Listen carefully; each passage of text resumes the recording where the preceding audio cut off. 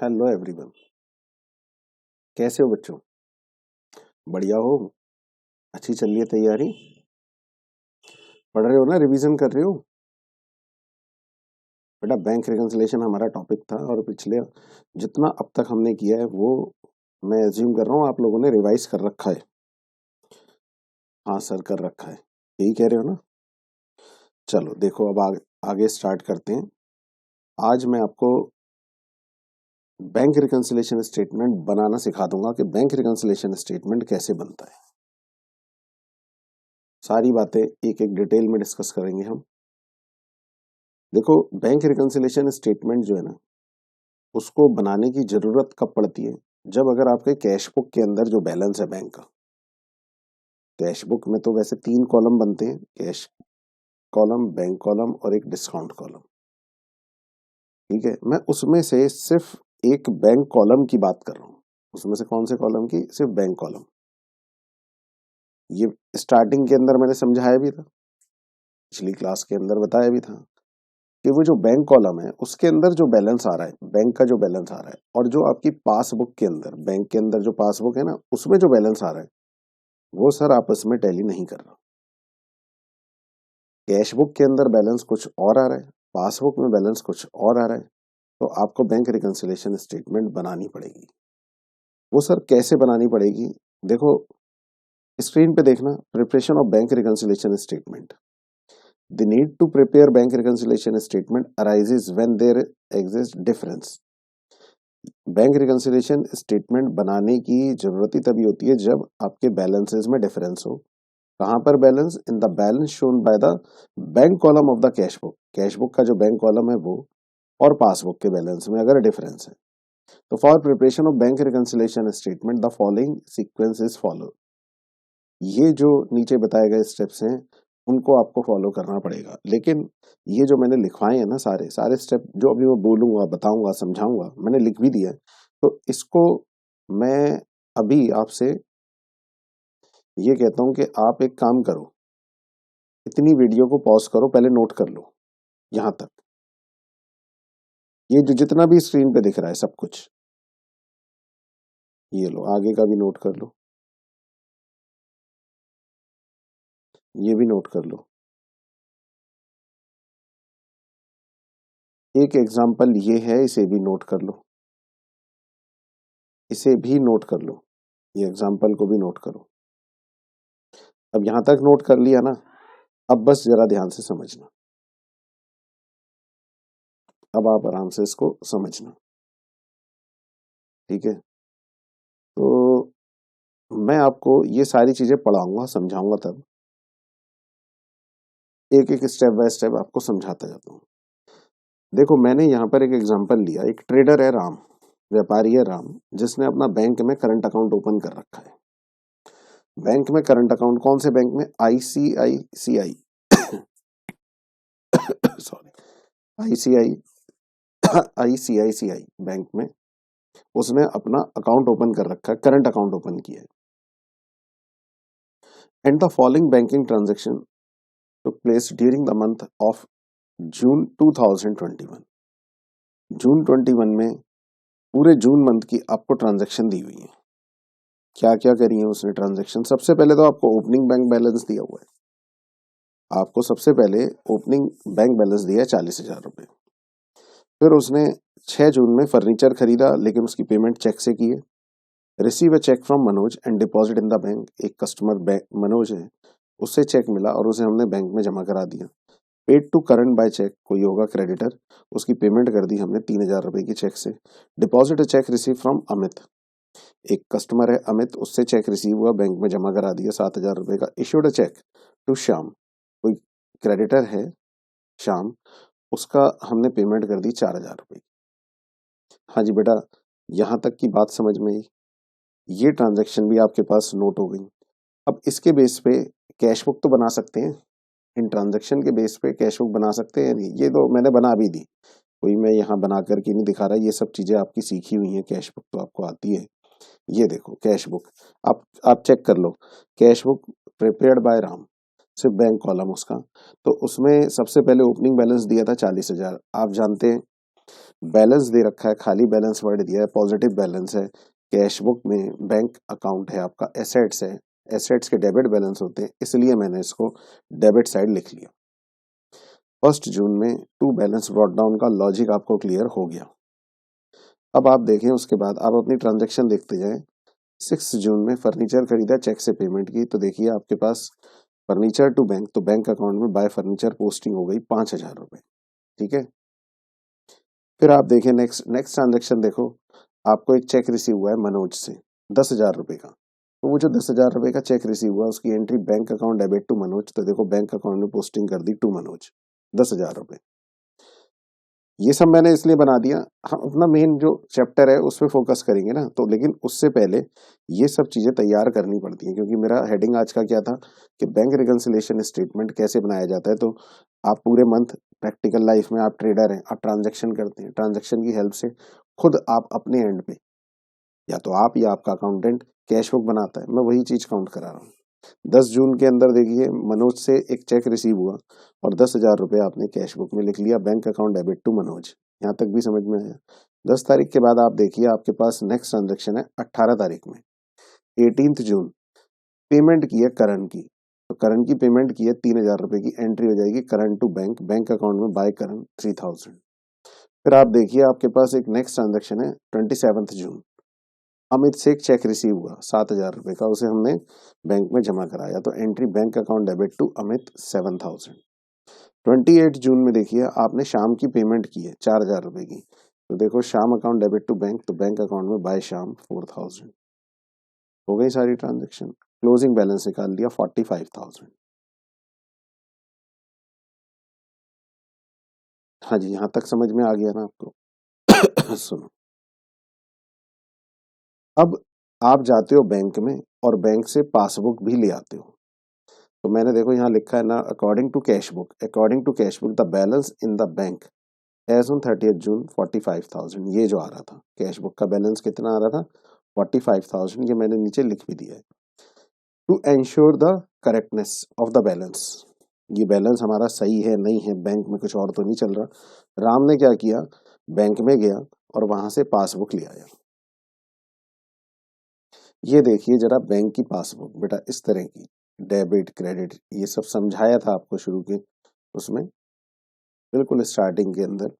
सबसे पहला काम क्या करना हो, अगर आपने बैंक रिकंसिलिएशन बनाना है, आपने अपनी कैश बुक तो बना रखी है, ऊपर बनाई ना, अब वो तुम्हें बैंक की भी कॉपी चाहिए, तो बैंक की कॉपी बैंक में जाओ वहां से ले आओ, वो ले आया 30 जून की, ये अपनी सारी पासबुक भी कंप्लीट करवा लाया। हाँ जी बेटा, यहाँ तक समझ में आया? अच्छा, ये डेट आएगी इसकी,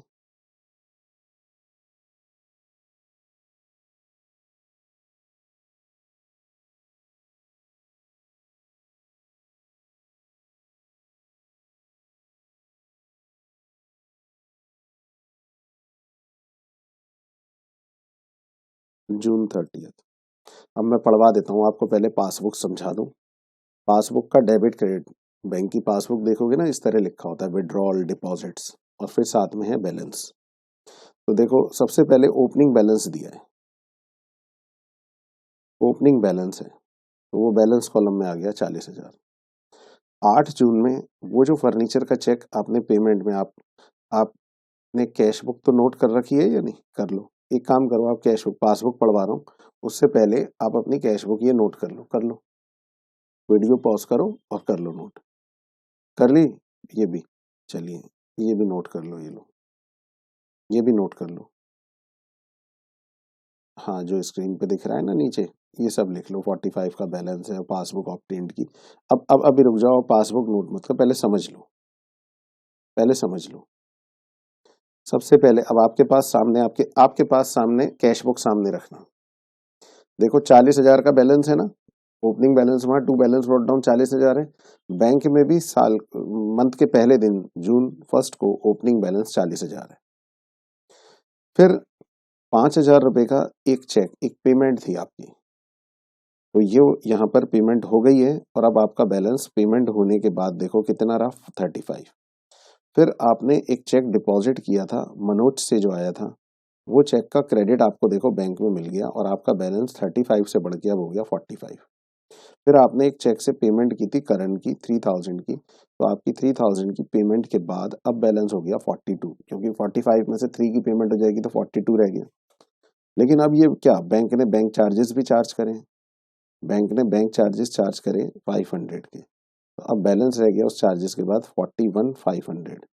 बैंक ने आपको इंटरेस्ट भी दिया है 29 जून में, इंटरेस्ट दिया तो आपके अकाउंट में क्रेडिट कर दिया और आपका बैलेंस बढ़ करके कितना हो गया, अब इंक्रीज होकर के कितना हो गया, ये हो गया 42,200। और अब आपका एक चेक पास हो गया बैंक से 2,000 रुपए का। ये 2,000 रुपए का चेक पास होने के बाद अब आपका बैलेंस रह गया 40,200। ये देखो, यहां तक अब ये पासबुक भी आप नोट कर सकते हो क्योंकि ये प्रैक्टिकली बैंक से लाई जाती है। यहां तक भी समझ में आ गया। ये काम प्रैक्टिकल लाइफ में करना होता है। कैश बुक आपने खुद बना रखी है, पासबुक बैंक से ले आओ, ठीक है। ये बात मैंने लिखवा भी दी है। वो जो आपने आपने आपको कुछ नहीं करना, आपके यहाँ तो लिखा हुआ है। फर्स्ट ऑफ ऑल, यहां से पढ़ो। First of all, the account holder gets the duly completed passbook from the bank. सबसे पहले क्या करते हो आप, पासबुक को कंप्लीट कराते हो अपनी। हमने करा ली, अभी दिखाई ना मैंने आपको पासबुक। ऑन रिसीविंग, दूसरा पॉइंट पढ़ो यहाँ पे, स्क्रीन पे देखो जो मैं पढ़ रहा हूँ। ऑन रिसीविंग द पासबुक, ये तो सब नोटेड है आपके पास। On receiving the passbook, passbook के रिसीव करने पे the account holder tallies the balance shown by the bank column of the cash book and with the balance shown by the passbook। चलो हम भी कर लेते हैं, दोनों बैलेंस को एक बार चेक कर लेते हैं। यहाँ देखते हैं हमारा कैश बुक का बैलेंस कितना आ रहा है। कैश बुक का बैलेंस है 45 और पासबुक का बैलेंस कितना है, ये क्या, ये तो 40,200 है। दोनों बैलेंस अलग अलग आ रहे हैं, देख लो आप, आपके पास नोटेड है। कैश बुक का बैलेंस कितना आ रहा है 45 और पासबुक का बैलेंस 40,200, ठीक है। तो अब क्या करना होगा अब किया जाता है इन दोनों ट्रांजैक्शंस को टैली, टिक लगाया जाता है। देखो, इसके बाद ये दूसरा पॉइंट भी हो गया था आपका। मैंने कौन कौन सा पढ़वा दिया आपको पॉइंट, मैंने आपको पॉइंट पढ़वा दिए। ये आपने पढ़ लिया, ये भी पढ़ लिया। If there exist any difference, yes हमारे केस में है, इन द बैलेंस था ना 45 और 40,200, then the items appearing in the passbook are checked and ticked with the items appearing in the cash book। अब ये समझा रहा हूं मैं आपको, देखो ये वाला, ये पॉइंट आपको समझा रहा हूं, देखो कैसे। अब सब स्क्रीन पे देखोगे तो समझ में आएगा। सबसे पहले मेरे पास ओपनिंग बैलेंस है 40,000 और देखो बैंक में भी, पासबुक में भी बैलेंस कितना है 40,000। तो इधर देखो, ये मैंने टिक किया और यहाँ पर 40,000 पे टिक लगा दिया।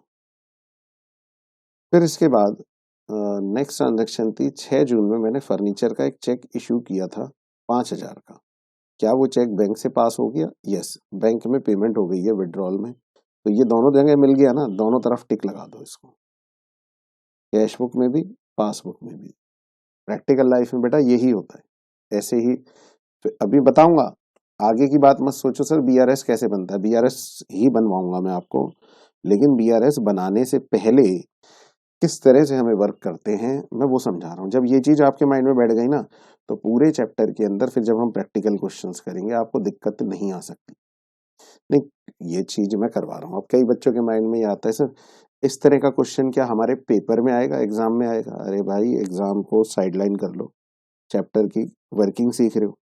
मैं कह रहा हूँ ये वर्किंग आपको समझ में आ गई तो चैप्टर के अंदर सारे क्वेश्चंस खुद ही कर लोगे। बहुत बार ऐसे स्टूडेंट कई बार कर चुके हैं, बहुत बार ऐसा कर चुके हैं कि बस शुरू में मेरे से स्टार्टिंग के पॉइंट समझे, उन्होंने पूरा ही चैप्टर कर दिया। दिए भी नहीं थे मैंने क्वेश्चन, अभी आपको भी कोई ना दे दूंगा एकदम से सारे, लेकिन कर दिए बच्चों ने। वो किस वजह से कर दिए, क्योंकि उन्होंने पूरा ध्यान से बात को समझा। तो इसलिए यहाँ पे समझो भाई, दो तरीके हैं। मैं पूरा डिटेल में ढंग से समझा रहा हूँ, आपको समझ में आ गया, आप एक ही बार में सारे क्वेश्चंस कर दें। लेकिन नहीं, कुछ बच्चे ऐसे हैं, कहते हैं नहीं नहीं ये तो नहीं समझेंगे हम इस तरह से समझेंगे कि हम हर क्वेश्चन में आपके लिए प्रॉब्लम लाएं। हम हर क्वेश्चन में आपके लिए कुछ प्रॉब्लम लाएंगे, हम ये चीज नहीं समझेंगे और फिर दिखाना हमें करके कि हमारी प्रॉब्लम को सॉर्ट आउट। तो भाई समझ लो इसको, यहाँ इस बात को पहले समझ लो, फिर उसके बाद आपकी प्रॉब्लम ही नहीं आएगी। इसलिए कह रहा हूँ, तो जिन्होंने अभी तक नहीं किया थोड़ा सा वीडियो को बैक करो, फिर दोबारा देख लो इसको। तो देखो फर्नीचर की पेमेंट कर दी है 5,000 रुपए की, तो 5,000 रुपए की ये पेमेंट देखो बैंक से भी हो गई। ठीक है, जो जो ट्रांजेक्शन मेरी दोनों बुक्स में मिलती जा रही है ना, मैं उसको टिक लगा रहा हूँ, कैश बुक में भी है पासबुक में भी है। फिर पकड़ लेंगे जो अनटिक्ड है, फिर उन्हें पकड़ेंगे, वही डिफरेंस के रीजन होंगे। तो देखो अब जरा नेक्स्ट आता है सर 6 जून के बाद हमने 10 जून को ना मनोज का चेक 10,000 रुपए का कैश बुक में दिखा रखा है, देखो डिपॉजिट कराया था, क्या बैंक में इसका क्रेडिट मिल गया आपको? अरे हाँ, 13 जून में देखो क्रेडिट मिला है, तो इसकी भी ट्रांजेक्शन दोनों जगह आ गई ना। ये लो, ये भी आ गई। फिर 10 जून के बाद 18 जून, 18 जून में आपने करण की पेमेंट की है 3,000 रुपए की, क्या ये चेक बैंक से पास हो गया? हाँ, ये 22 जून में करण के चेक विड्रॉल हो गया, डेबिट हो गया, पेमेंट हो गई। देख रहे हैं कि आप अपनी कैश बुक में, आप अपनी कैश बुक में क्रेडिट कर रहे हो ये चीज, और यही चीज बैंक में डेबिट हो जाती है, पेमेंट हो जाती है। 3,000 रुपए, ये 3,000 रुपए।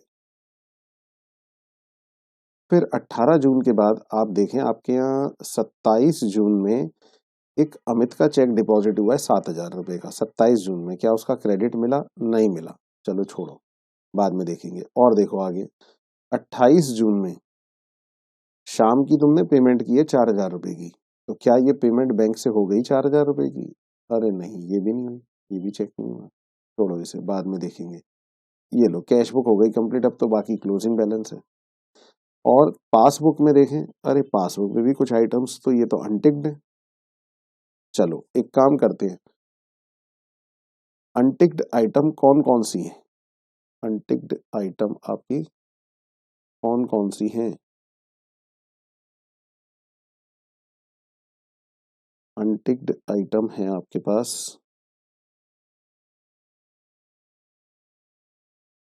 ये देखिए आपके पास ये है अनटिक्ड आइटम। एक तो ये है,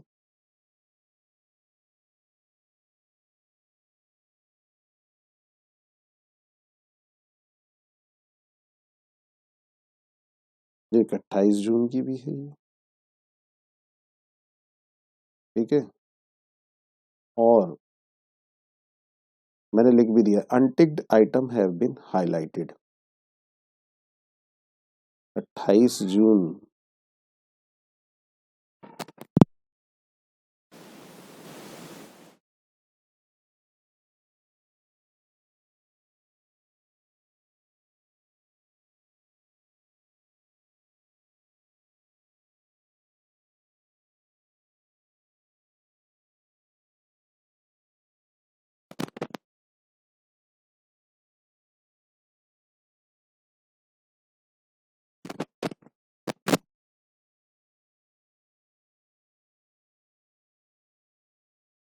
और 30 जून में आपका इंश्योरेंस का चेक था, इंश्योरेंस प्रीमियम, ये लो भाई।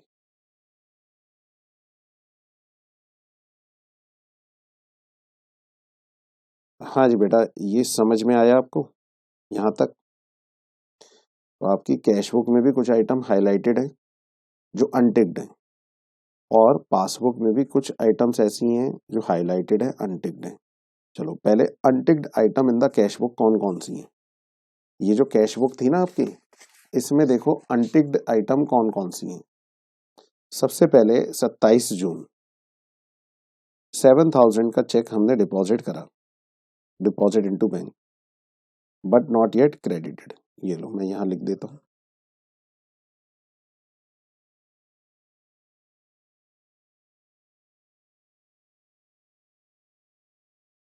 Check deposit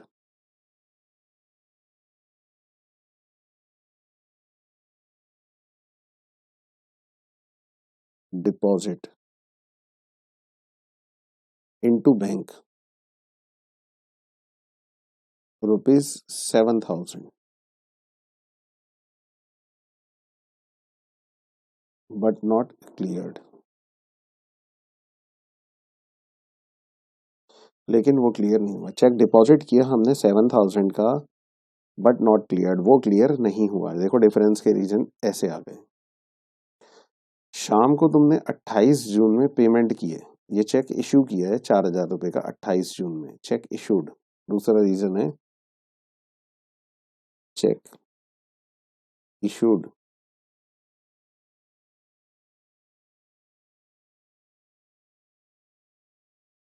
check issued ₹4,000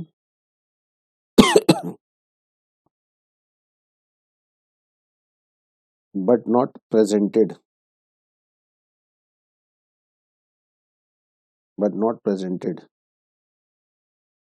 for payment. Payment के लिए बैंक में प्रेजेंट ही नहीं हुआ। बैंक में हुई ना, अगर बैंक में प्रेजेंट होता तो यहाँ से पेमेंट हो जाती। तो 4,000 रुपए का चेक है जो हमने बैंक में हमने इश्यू तो कर दिया, लेकिन उसकी बैंक से पेमेंट नहीं हुई। समझ में आ गया। अब अनटिक्ड आइटम इन द पासबुक आपको देनी है, तो उसमें है 28 जून में। चलो ये तो स्क्रीन पे ही दिख रहा है ना आपको। तो 28 जून में बैंक ने बैंक चार्जेस चार्ज करे। बैंक चार्जेस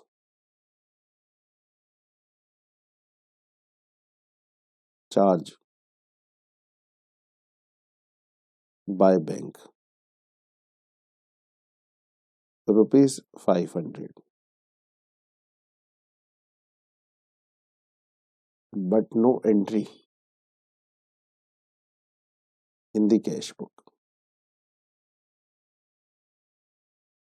समझ में आ रहा है? समझ में आ रहा है या नहीं? देखो बैंक में बैंक चार्जेस चार्ज करे, लेकिन उसकी कैश बुक में एंट्री नहीं है। यही तो डिफरेंस के रीजन है हमारे। दूसरा, interest allowed by bank.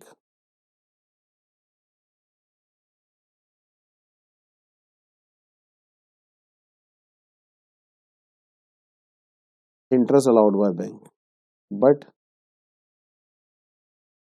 No entry in the cash book. इसकी भी कोई एंट्री नहीं हुई कैश बुक में। और एक रीजन और है, insurance premium.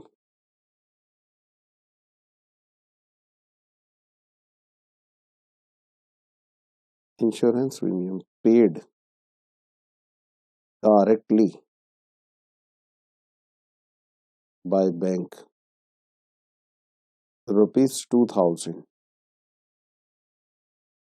No entry in cash book. अब देखो भाई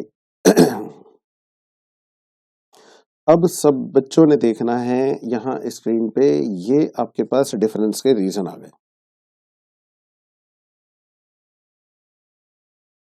हाँ जी बेटा, अब तक के पॉइंट्स क्लियर हुए आपको? अब इन डिफरेंस के पॉइंट से आपको बीआरएस बनाना है। और मैंने ये सब चीजें इसलिए समझाई है, मैं तुम्हें 2 बार इस क्वेश्चन में बीआरएस बनवाऊंगा, 2 बार। बच्चे कहते हैं सर 2 बार? हाँ बेटा 2 बार। एक बार मैं कैश बुक का बैलेंस स्टार्टिंग पॉइंट रखूंगा और डिफरेंस के रीजंस को एडजस्ट करूंगा, तो मैं पहुंच जाऊंगा पासबुक के बैलेंस पे। और एक बार स्टार्टिंग पॉइंट रखूंगा पासबुक के बैलेंस को, और इन डिफरेंस के रीजंस को एडजस्ट करूंगा, तो पहुंच जाऊंगा कैश बुक के बैलेंस पे। आप कैसे भी बना सकते हैं बीआरएस। एग्जाम में जो क्वेश्चन आएगा उसमें तो कोई एक तरफ का बैलेंस आपको दिया होगा या एक तरह से करना होगा। अगर दोनों बैलेंस दिए भी होंगे तो एक तरह से ही करना होगा।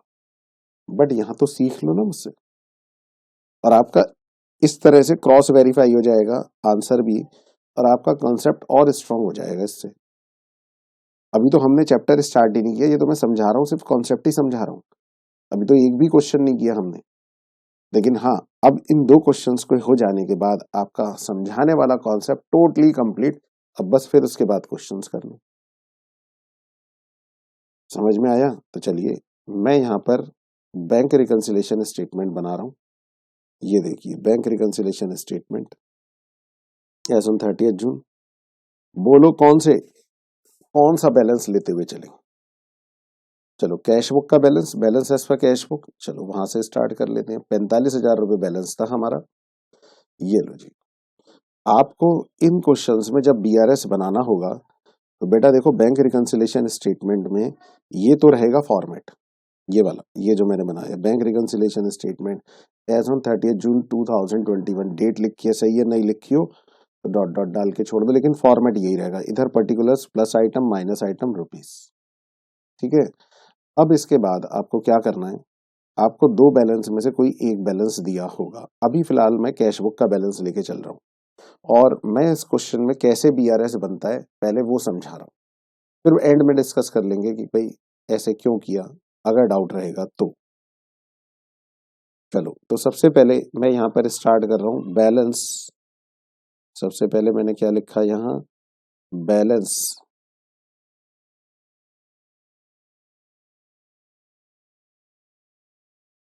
As per cash book. Balance as per cash book कितना था, 45,000। अब सुनो, आपको चार तरह के बैलेंस दिए हो सकते हैं, चार तरह के बैलेंस यहां समझा देता हूं। आपने पढ़ा भी था कैश बुक और ये है पासबुक। बेटा इधर देखना, debit credit, debit credit, cash book का डेबिट प्लस ये माइनस, पासबुक का डेबिट माइनस क्रेडिट प्लस। आपको वो कहता है कैश बुक का स्टार्टिंग पॉइंट, कैश बुक का डेबिट बैलेंस दिया है तो कहाँ लिखेंगे, प्लस कॉलम में। ये देखो ये दो कॉलम है ना, प्लस और माइनस, मतलब ओपनिंग बैलेंस आपको दिया होगा या तो कैश बुक का या पासबुक का, एक बात। बट उसमें भी चार बातें निकल के आ रही हैं। आपको चार तरह से बैलेंस दिए जा सकते हैं, हो सकता है वो कैश बुक का डेबिट बैलेंस दे दे, तो लिख तो दोगे कि debit balance as per cash book, फिर सोचोगे नहीं कि कहाँ लिखें, प्लस में माइनस में। तो बेटा कैश बुक का अगर डेबिट बैलेंस दिया हो तो प्लस, क्योंकि ये आपका डिपॉजिट्स को रिप्रेजेंट करता है। इसी तरह से कैश बुक का क्रेडिट बैलेंस दिया हो तो आप उसको माइनस कॉलम में लिख लेना। इसी तरह से पासबुक का डेबिट बैलेंस अगर स्टार्टिंग पॉइंट हो, पासबुक का डेबिट, तो उसे कहाँ लिखोगे, माइनस में। और इसी तरह से पासबुक का क्रेडिट बैलेंस दिया हो तो उसको कहाँ लिख लेना, प्लस में। ये बात समझ में आ गई सबको, नहीं आई? थोड़ा सा वीडियो को बैक करो, दोबारा देख लो। अब सुनो, अब आगे की बात। ये जो माइनस बैलेंस होते हैं ना, माइनस बैलेंस, ये भी माइनस है, ये भी माइनस है, इनको ओवरड्राफ्ट बैलेंस भी बोलते हैं। Overdraft, overdraft.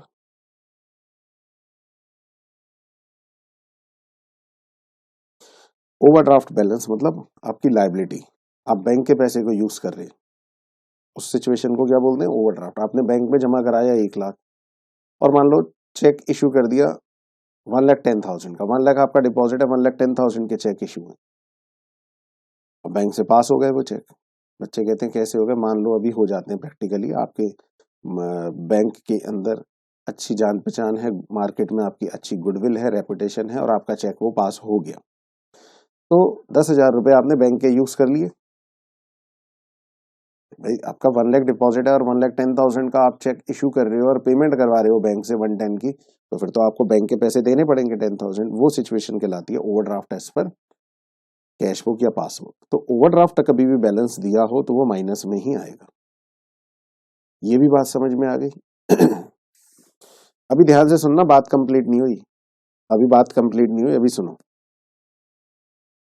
अब कई बार क्वेश्चन में सिर्फ बैलेंस ही दे रखा हो, balance as per cash book ऐसे लिखा हो, डेबिट नहीं लिखा, क्रेडिट भी नहीं लिखा, ओवरड्राफ्ट भी नहीं लिखा, कुछ नहीं लिखा, बस लिखा है balance as per cash book. तो क्वेश्चन साइलेंट हो तो सुनो मेरी बात ध्यान से, आप उस केस में उसको हमेशा पॉजिटिव बैलेंस लेके चलेंगे।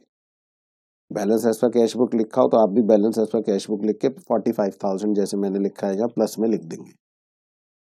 ऐसे ही, अभी बात कंप्लीट नहीं हुई, ध्यान से सुनो।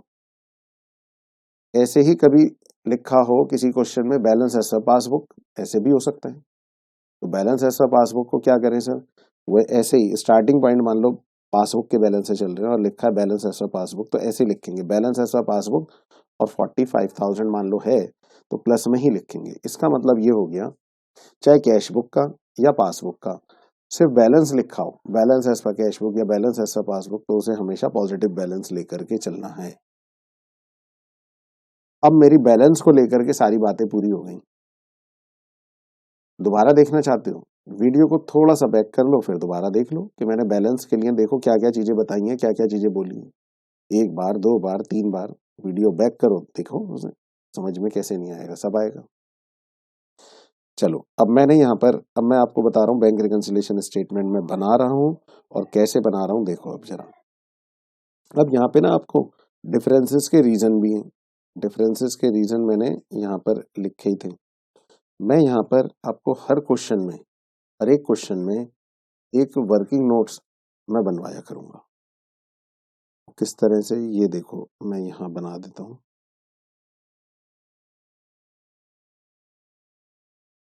Working notes,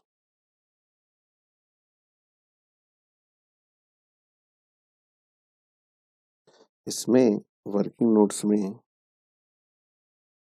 difference cash book और पासबुक,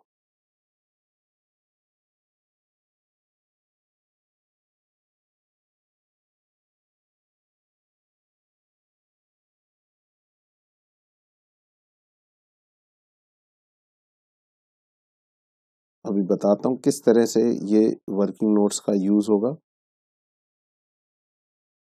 जैसे डिफरेंस के हमारे पास ऊपर 5 रीजन सामने आए थे, पांचों को मैं पूरा एनालाइज करके इस वर्किंग नोट में लिख करके फिर मैं आपको समझा।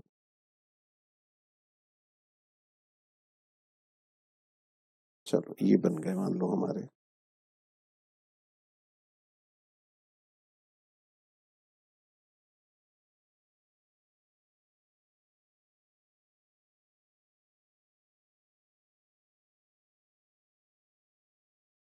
सॉरी।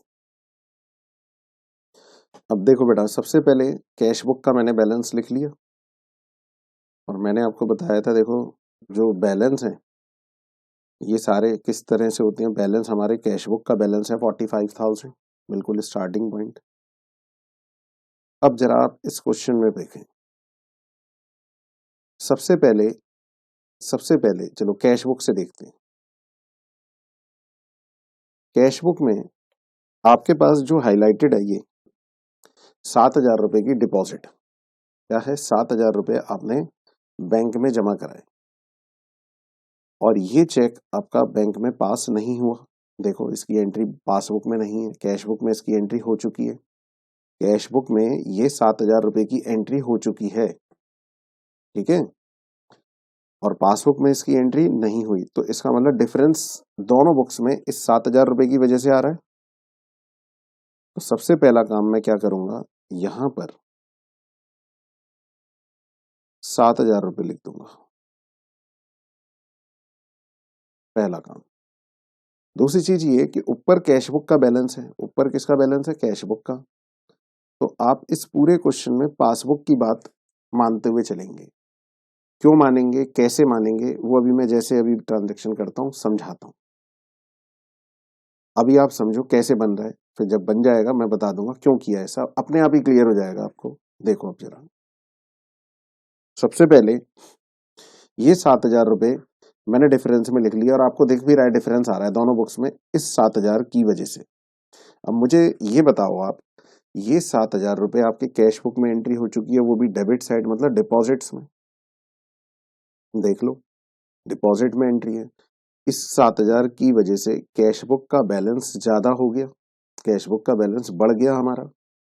डिपॉजिट करोगे तो कैश बुक का बैलेंस ज्यादा आएगा। तो मैं देखो यहाँ पर सबसे पहले क्या कर रहा हूँ, कैश बुक में मैंने लिख लिया प्लस। प्लस लिखने का मतलब क्या है कि कैश बुक का जो बैलेंस है इस 7,000 रुपए की वजह से ज्यादा आ रहा है। तो इसी बात को कहने का दूसरा तरीका क्या है कि पासबुक का बैलेंस इस 7,000 रुपए की वजह से कम हो गया।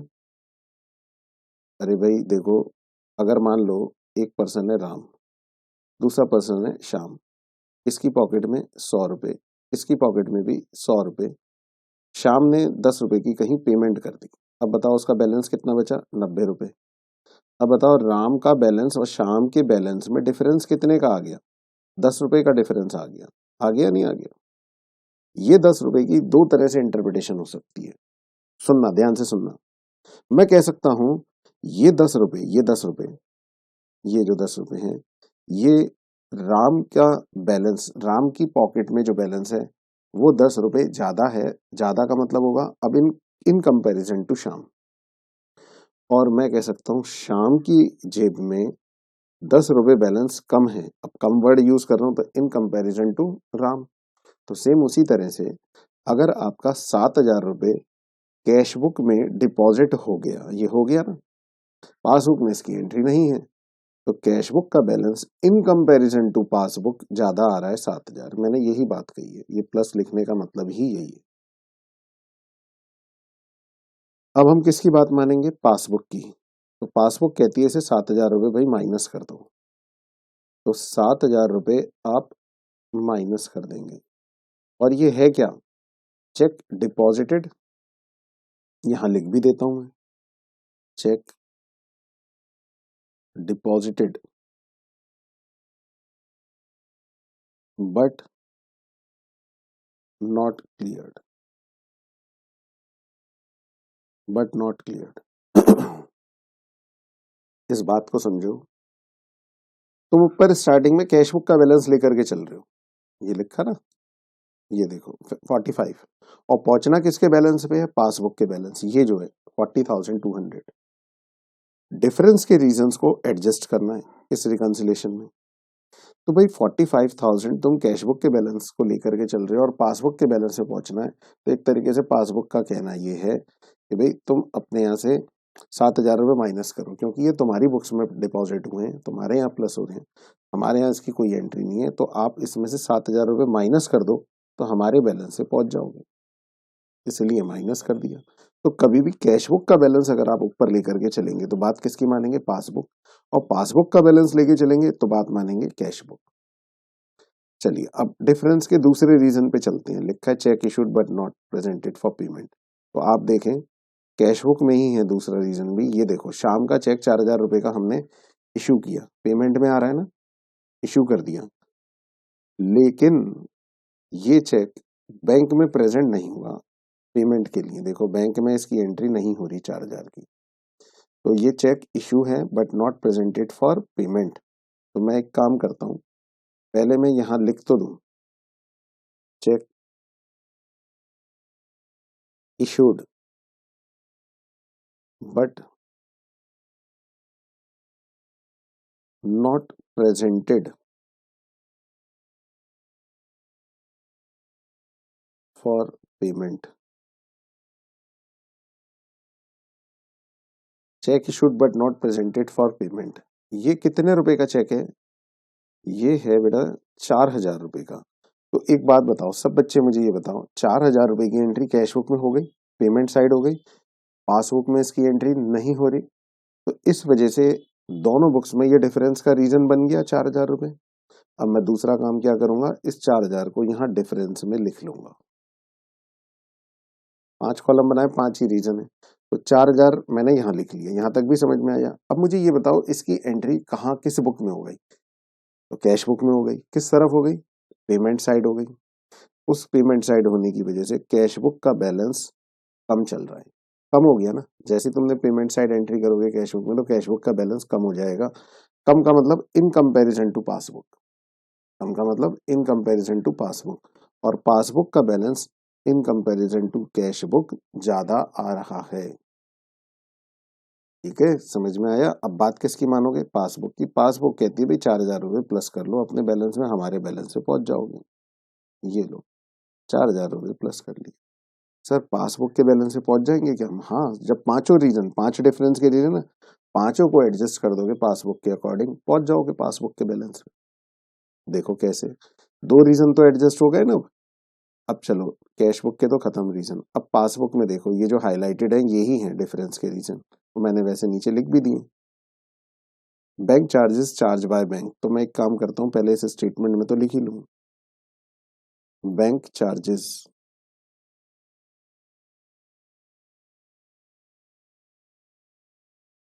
Charge by bank. हाँ जी बेटा, कितने रुपए हैं बैंक ने जो चार्जेस चार्ज करे? 500। तो मैं इस 500 को यहाँ लिख देता हूँ, ये लो 500 लिख दिया। अब ये बैंक वालों ने चार्जेस चार्ज करे, तो बेटा इसकी पहले एंट्री कहाँ होगी? इसकी पहले एंट्री कहाँ हुई है, किस बुक में हुई है? देखो पासबुक में हुई है इसकी एंट्री, और वो भी डेबिट साइड, विड्रॉल साइड। इस 500 रुपए के पासबुक में एंट्री होने की वजह से पासबुक का बैलेंस कम हो गया। आप चेक कर सकते हैं, देखो इधर देखना स्क्रीन पे, इस एंट्री से पहले बैलेंस कितना है? 42,000। इस एंट्री के बाद कितना हो गया? 41,500 हो गया ना कम। तो पासबुक का बैलेंस इस 500 रुपए की एंट्री की वजह से, इस 500 रुपए की एंट्री की वजह से पासबुक का बैलेंस कम हो गया। कम का मतलब in comparison to cash book, और कैश बुक का balance in comparison to passbook ज्यादा चल रहा है। बात किसकी मान रहे हो? पासबुक की, क्योंकि पासबुक के बैलेंस में पहुंचना है। 500 रुपए क्या कर दो? माइनस। पासबुक कहती है भाई 500 रुपए अब इसमें से घटा दो तो मेरे बैलेंस पे आ जाओगे।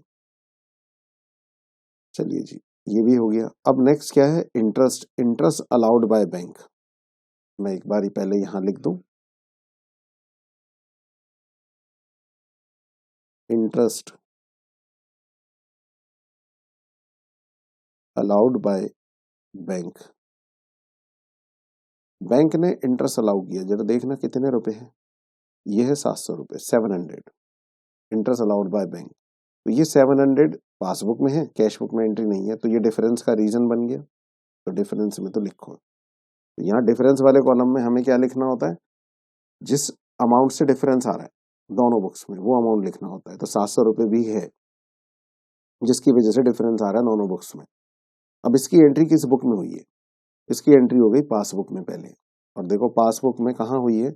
वो भी डिपॉजिट साइड। इस एंट्री के होने की वजह से 700 रुपए की वजह से देखो बैलेंस बढ़ गया। इधर देखो स्क्रीन पे देखो, 41,500 था, उसमें 700 जोड़े तो कितना आ गया? 42,200। समझ में आया? तो इसका मतलब पासबुक का बैलेंस हमारा ज्यादा हो गया इस एंट्री के होने की वजह से। ज्यादा हो गया, किससे ज्यादा हो गया? कैश बुक से ज्यादा हो गया।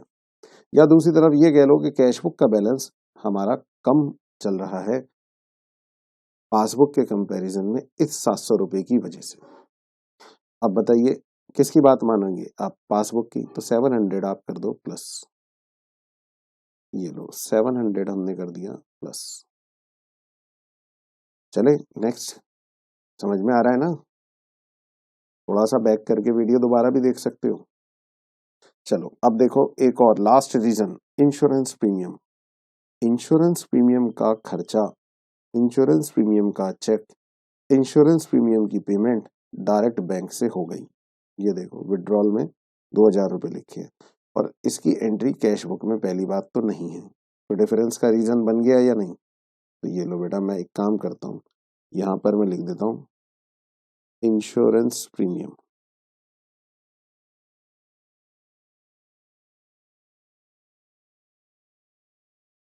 Directly paid by bank.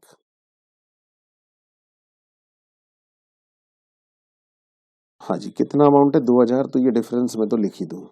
अब प्लस होगा माइनस होगा वो उसके लिए बुक्स को आपको रीड करना पड़ता है, पढ़िए। पासबुक में इसकी एंट्री हो चुकी है, ये देखो 2,000 रुपए की एंट्री हो गई। इसके होने की वजह से पासबुक का बैलेंस देखो कम हो गया। इधर देखो स्क्रीन पे, ये कम हो गया। पहले 42,200 था, 40,200 रह गया। पासबुक का बैलेंस इस एंट्री की वजह से कम हो गया। पासबुक का बैलेंस किसके कंपैरिजन में? कैश बुक के कंपैरिजन में। तो ये बात यहाँ लिख दो, ये लो कम हो गया, और कैश बुक में ज्यादा चल रहा है ये बैलेंस 2,000 रुपए से। बात किसकी मान रहे हो? पासबुक की। तो बेटा 2,000 रुपए क्या करोगे आप? इसको माइनस, ये लो बेटा 2,000 रुपए माइनस में, ये लो, ये मैंने सब कुछ एडजस्ट कर दिया। अब आपको क्या करना है, इस बैंक रिकंसिलिएशन स्टेटमेंट को क्लोज करना है, बैलेंस निकालना है कि पासबुक का बैलेंस कितना आ रहा है। चलो करते हैं, देखो कैलकुलेटर। हाँ जी बेटा, 45,000 प्लस साइड का देखो टोटल ज्यादा है, प्लस 4,000 प्लस 700, ये हो गया 49,700। ये देखो मैंने लिख दिया यहाँ 49,700, यही टोटल यहाँ भी लिख दो। अब इसमें से ये माइनस कर दो, -7,000 -500 -2,000, तो ये आ गया 40,200। हाँ जी बेटा, ये आ गया 40,200। ये क्या है तो ये बैलेंस, बैलेंस एस पर। अब रुक जाओ, अब सुनो, ऊपर कैश बुक है ना, ये देखो इधर देखो, ये है कैश बुक, तो यहाँ वर्ड आएगा पासबुक। ये पासबुक के बैलेंस पे हम पहुंच जाएंगे। और अगर स्टार्टिंग में वहां ऊपर स्टार्टिंग में कैश बुक की जगह पे होता पासबुक, तो नीचे हम कैश बुक के बैलेंस से पहुंच जाते। मतलब ऊपर कैश बुक का बैलेंस है तो नीचे आएगा पासबुक का बैलेंस, ऊपर पासबुक का बैलेंस दिया हो तो हम पहुंच जाएंगे कैश बुक के बैलेंस पे, इन डिफरेंस के रीजंस को एडजस्ट करते हुए। जैसे पूछे ना कोई कि ये बैंक रिकंसिलिएशन स्टेटमेंट अल्टीमेटली क्या प्रेजेंट कर रही है, क्या शो कर रही है, ये क्या हो रहा है इसमें, तो बेटा इसमें डिफरेंस के रीजंस लिखे गए हैं। दोनों बैलेंसेस में डिफरेंस क्या आ रहा है, कौन से दो बैलेंस, इधर देखो स्क्रीन पे देखो, ये एक बैलेंस कैश बुक का, ये एक बैलेंस पासबुक का, यही तो आ रहे हैं देखो बैंक में, और बैंक की पासबुक में 40,200 और कैश बुक में 45,000। और बीच में ये सब क्या है सर, ये डिफरेंसेस के रीजन है।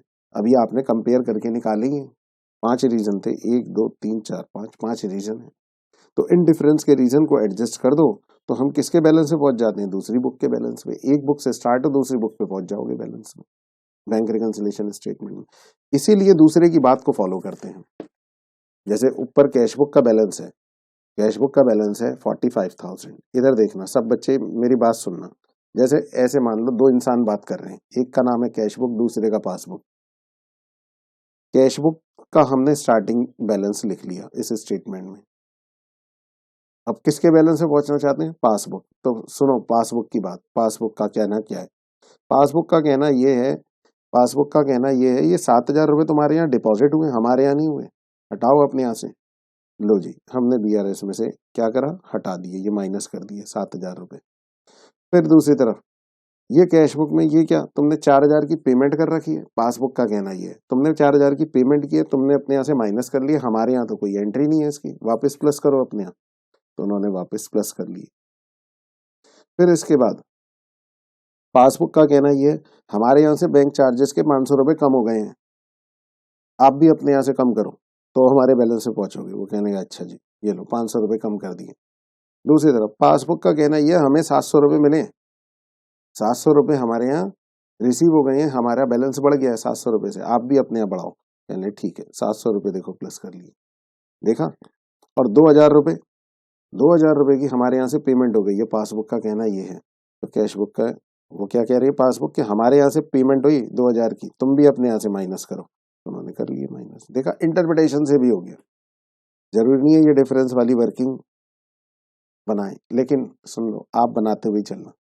ये तो मैंने इंटरप्रिटेशन से कर दिया फटाफट इसको, कि भाई दोनों बुक्स को देखते हुए फटाफट फटाफट बता दिया आपको। हमेशा आप अपने यहाँ कैसे करेंगे, अब सुनो, ये कैश बुक नहीं बनानी आपको।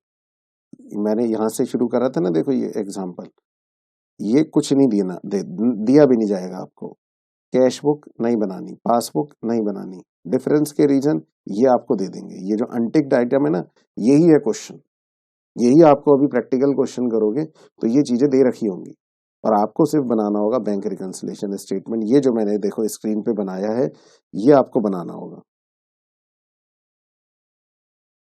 ये आपको एग्जाम में प्रेजेंट करना होगा इस तरह से, और ये आपका वर्किंग नोट बन जाया करेगा। ये भी हटा देता हूँ, ये तो सिर्फ समझाने के लिए था ना।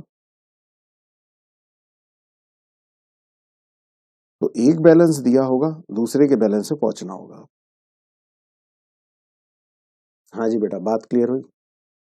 अब सुनो, पूरे चैप्टर में यही काम करना है। वो डिफरेंस के रीजन दे देगा, आपको कैश बुक या पासबुक में से किसी एक का बैलेंस दे देगा और आपसे कहेगा दूसरे के बैलेंस से पहुंचो। बस यही बीआरएस बैंक रिकंसिलिएशन स्टेटमेंट बनानी है।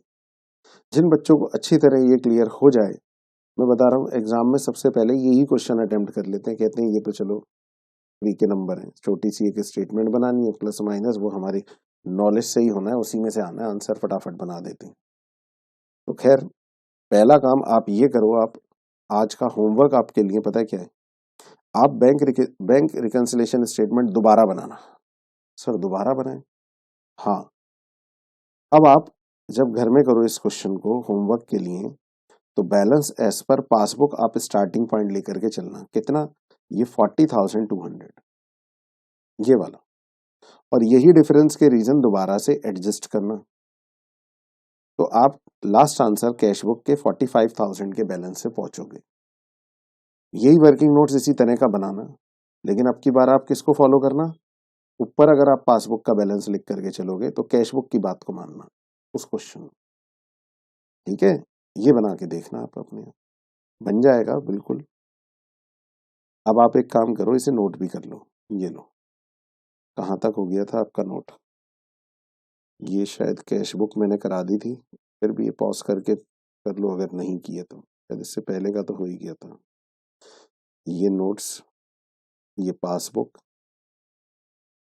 ये अनटिक्ड आइटम, ये लो, ये क्वेश्चन है आपका।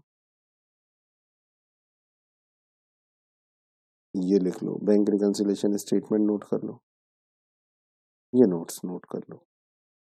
ठीक है, समझ में आ गया ना? ओके।